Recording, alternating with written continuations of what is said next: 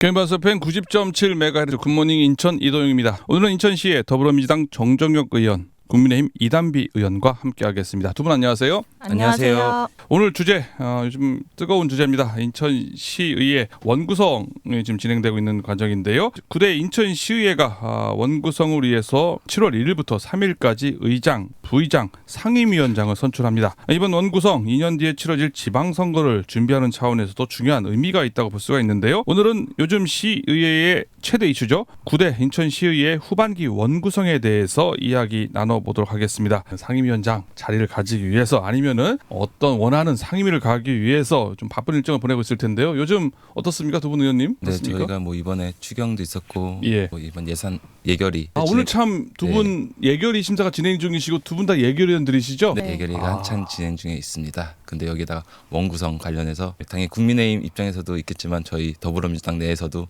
부의장, 그다음에 상임위원장 자리를 놓고 치열하게 다투고 있습니다. 언제 결정 났습니까? 언제 결정합니까? 저희는 한 28일 정도에 결정날 것 같습니다. 재선 의원들도 있고 그래서 어떻습니까? 의원님은 도전합니까 이번에? 저는 원래 그렇게 자리에 욕심이 없어서요. 예. 원내 부대표 한번 노려볼까. 원내 부대표도 있습니까? 다 모르는 자리, 이런 자리 하는 거 좋아합니다. 그래요? 네, 이단비 의원님은 어떻게 지내고 계세요? 네, 저는 오늘은 의장단에 대해서는 첫 인터뷰인데 의원총회 전에 언론에 먼저 의원들이 인터뷰를 하는 게 참 보기 안 좋았는데 오늘은 의원총회도 있었고 하니 좀 솔직하게 답변을 하려고 이 자리에 나왔습니다. 저는 이제 원내대표 선거에 좀 도전을 해서 탈락을 했지만 어쨌든 의장단 선거로도 바쁘게 지내고 있고 예. 네, 정종혁 의원님과 같이 예결위 활동을 하고 있어서 추경에 대해서도 많이 신경을 쓰고 있습니다. 예. 원내대표 출마하셨잖아요. 네네.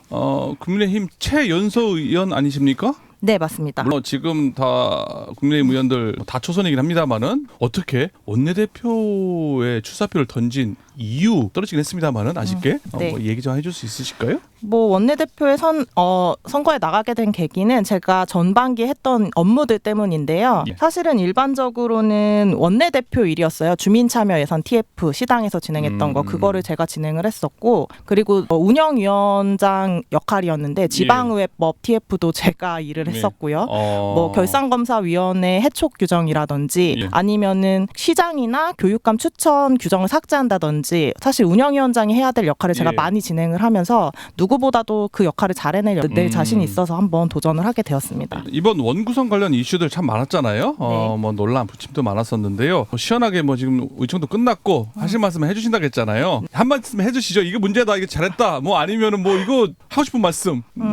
일단 헤드라인 강한 내기 없습니까? 일단은 저는 전반기에 했던 약속들이 지켜져야 한다는 그 골자를 가지고서는 의장단 선거에 임하고 있습니다. 네, 일단 서약서는 지켜지지 않았지만요. 전반기, 하반기에 권역별 배분이라던가 이런 거는 지금도 꾸준히 이야기가 나오고 있고요. 예. 물론 상임위원장 후보들을 보니 권역별 배분의 약속도 지켜질 수 있을지 확신은 들지 않지만 제 한 표는 그 약속을 지키는데 선사를 할 것이기 때문에 물론 전하반기 약속이 모두 다 지켜질 수는 없을 수도 있겠지만 정치적으로 저는 신의와 그리고 믿음을 가지고 정치를 해야지 오래갈 수 있다고 보고 그런 분들이 진짜 자리를 얻을 수 있을지 없을지는 지켜봐야 하는 것이기 때문에 선거 결과를 아주 재밌게 지켜보고 있습니다. 이미 지금 내정된 거 아닙니까?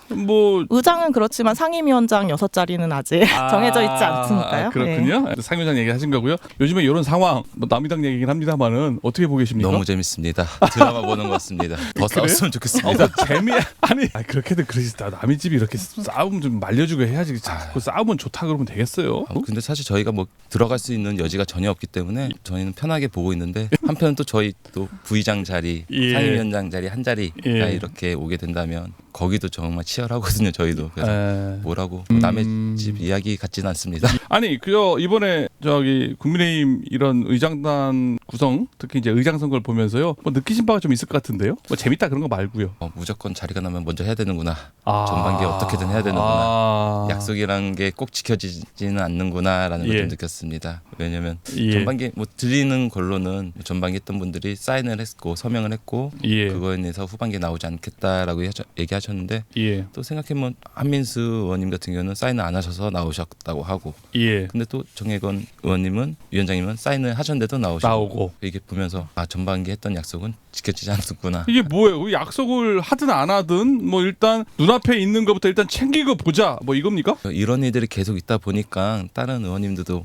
여러 의원님들도 먼저 챙기려 하지 않으실까 이런 생각 듭니다. 결국에는 양보하시는 분들이 계속 피해를 보는 것 같고요. 제가 볼 때는 저기 정정 의원님은 많이 양보를 하는 스타일 같아요. 근데 저도 생각해 보니까 양보했다고 생각했는데 네. 교육위원회로 제가 들어갔잖아요. 예. 그때 다른 의원님이 양보해 주셔가지고 제가 들어간 거여서 예. 꼭 양보만 한 건 아니었던 것 같습니다. 예, 알겠습니다. 이단 변님, 아까 이제 권역별 예분 배분이라든지 뭐 상임위원 선거에서 이런 신의 믿음이 좀 지켜지길 바란다라고 얘기하셨잖아요. 사실 그게 맞는 얘기잖아요. 그런데 이번 의장단 선거를 보니까요, 어쨌거나 소약사의 효력은 뭐 없는 걸로 됐습니다. 그런데 이게 예상 외로 언론에서는 한민수 의원이 좀 약간 우세가 점쳐졌고 네. 정혜권 의원은 뭐 좀 약한 거 아니냐 뭐 이런 뭐 2파전이라는 얘기가 있었습니다만은 예상 외의 결과 한 표 차로 정혜권 의원이 의장단 의장 선거에서 이제 의정 내정이 됐는데 네. 이게 어떻게 된 겁니까? 뭐 사실은 전날까지만 해도 한민수 의원님이 당연히 당선이 된다라는 분위기였어요. 예. 네, 그래서 저는 근데 당일 아침부터 좀 분위기가 바뀌긴 했는데요. 예. 많은 전화를 받았고 결과가 뒤집힐 것 같고 한 표 한 표가 중요하니까 반드시 의원총회에 참석해야 한다라는 전화가 많이 쇄도를 했습니다. 그래서 또 솔직히 실명을 거론하진 않겠지만 예.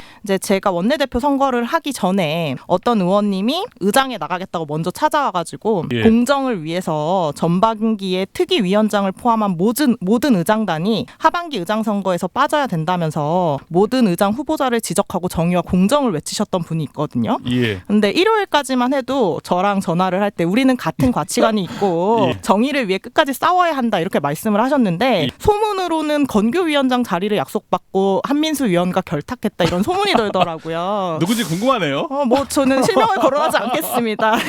조금 이렇게 네. 압축해가면 누군지 이렇게 나올 것 같긴 합니다만은 근데 어쨌든 원내대표 선거 전에 갑자기 감기에 걸리셨다면서 전화를 좀 슬슬 피하고 당일에는 예. 안면을 싹 몰수하시는 그런 경우도 있었거든요. 예. 그런데 이제 결국에는 선거는 그쪽이 유리하다고 생각하셔서 뭐 그런 결론을 내셨는지 사실 소문이니까 예. 정확하진 않지만 예. 선거는 결과를 봐야 알 수 있는 거고 예. 어느 선거에서든 생각이 달라질 수 있는 거고 예. 결국에는 13대 10이라는 결과가 나왔기 때문에 한 자리 표이기 때문에 정혜건 예. 위원장님도 그렇게 이길 거라는 확신을 가지고 준비하진 않으셨을 거라고 생각해요. 때로는 지는 선거도 정의를 위해서는 사실 싸워야 하는 곳이 있거든요. 저는 그렇게 생각하고 있습니다. 좀 사실 지금 뭐 실명을 거론하지 않았는데요. 네. 정말 누군지 정말 궁금하다는 생각이 드는데 참 예상하기가 쉽지 않게끔 말씀하셔서 이거 잘 모르겠는데 근데 그날 어쨌거나 다소 약체로 불리고 한민수 의원의 승리가 점쳐졌는데 이 뒤집어진 이유 네. 어떻게 해서 정혜권 의원이 그런 세간의 평가에도 불구하고 이겼을까요? 어떻게 보세요? 저는 한민수 의원님께서 아무래도 제일 먼저 의장 선거에 대해서 욕심을 드러냈기 때문에 예. 사실은 기울어진 운동장인 것처럼 보였지만 상임위원장 자리나 이런 거에 대해서 논의를 너무 일찍 시작했기 때문에 오히려 반발이 또 생겼다고 봐요. 근데 뭐 그게 뭐 어느 한 가지 때문에 이겼다 졌다를 말하기는 되게 섣부른 게 13대 10이기 때문에 결국에는 전반기 의정활동 또는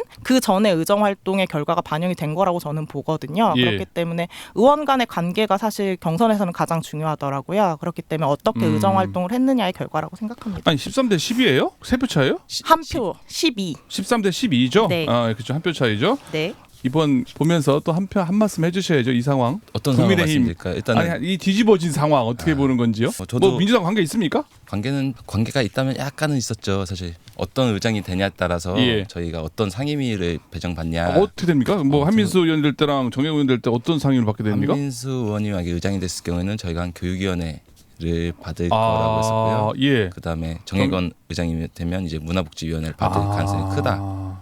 이런 얘기가 있었거든요. 예. 저희 의원님들 중에서는 이제 어떤 의원님이 의장이 되냐에 따라서 상임위를 어떻게 받고 이 부분이 정말 중요했죠. 그동안 교육위원장 나가겠다고 준비하는 사람이 바뀌었으니까 문보위원장 가야지 이럴 수는 없을 거 아니에요. 그렇죠. 그러다 보니까 교육위원장은 정말 하고 싶으셨는데 예. 못하시고 아마 부의장을 하지 부의장은 않을까요? 하지 않으실까 그렇게 생각하고 있습니다. 아니 그럼 이제 이단 변님 이제 민주당에는 부의장 제2 부의장하고 문보기 하나 주는 겁니까? 일단은 어제 저도 기사로 접했는데요. 예. 일단은 전반기와 동일한 동일하게 배분이 될 것 같아요. 의석 배분은 제2부의장과 그리고 문화복지위원장과 윤리특위위원장을 민주당에 배분하는 것으로 아마 잠정적 결론이 난 것 같습니다. 아, 거기 지금 뭐 윤곽은 누가 지금 경쟁을 하고 있습니까? 그러면 뭐 재선 의원들 좀 있고 그래가지고 좀 교통 정리가 되는 분위기예요. 경선해야 됩니까? 사실 재선 의원님이 한 분 계세요. 지금 한 분이 탈당하셔가지고 한 분 계셨는데 그래서 이호상 의원님이 아마 부의장에 나오시지 않을까 그렇고요. 하고 원래 임지훈 의원님이 계셨는데 탈당하셔가지고 그 자리가 나상길 나온 의원도 탈당을 했고 네, 그러다 보니까 상임위원장 자리 하나가 있는데 거기는 조금 경쟁이 문화복지위원장이니까 유경희 의원님과 석정규 의원님이 좀 도전하는 것 같고 근데 또 어제 다크호스로 갑자기 이순학 의원님께서 부의장을 도전하신다고. 아, 부의장 도전한다고요? 네, 그래서 사실 저희 오늘 투표합니다. 오늘 결정합니까? 오늘 의원총회겠습니다. 저희 그러면 오늘 의총해 가지고 이호상이냐 이순학 의원이냐 그리고 이제 부의장이요. 그리고 사실 이건 전체는 28일 결정되는데요. 이순학 의원님이 부의장을 도전하신 거에 대해서 의원총회를 아마 오늘 할 것 같습니다. 아, 그렇군요. 제일 빠른 뉴스입니다. 유경희 석정규 의원도 28일 날 선출을 하는 거죠. 네, 결정은 28일 날 결정될 것 같습니다. 재밌는 오늘 첫 일보네요. 네. 알겠습니다. 좀 자세한 얘기는 4부에서 좀 더 나눠보도록 하겠습니다.